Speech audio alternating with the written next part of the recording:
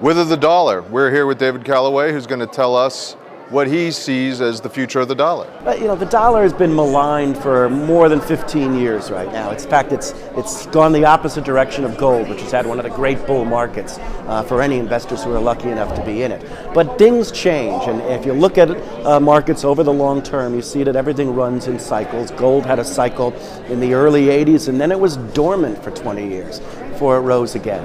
The dollar's been down since the Clinton administration, and it's getting to be about the time, I believe, that we're going to see a resurgence in the dollar. It's popped up a little bit in the last 12 months, 4 or 5%, which is its first real growth in 12 years, partly because of the euro, weakness in China, but mostly because of the U.S. economy starting to grow again.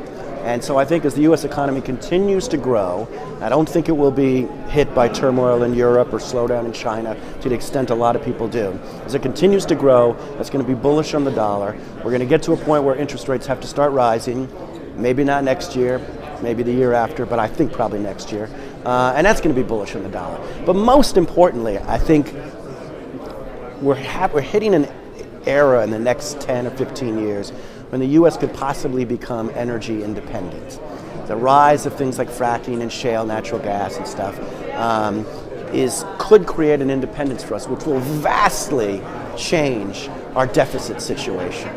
60% of which is export oil, is energy export related. When that happens and the U.S. could somehow find itself in a healthy fiscal situation, that's huge for the dollar. So I think this is not a short-term play. Currency markets are very dangerous. Anything could happen to the euro, Japanese yen carry trade. But over a longer term, I think we've seen a bottoming in the dollar, and it's going to continue to increase over the next few years. Well, great. Well, thank you very much. Thank you. And thank you for watching the MoneyShow.com video network.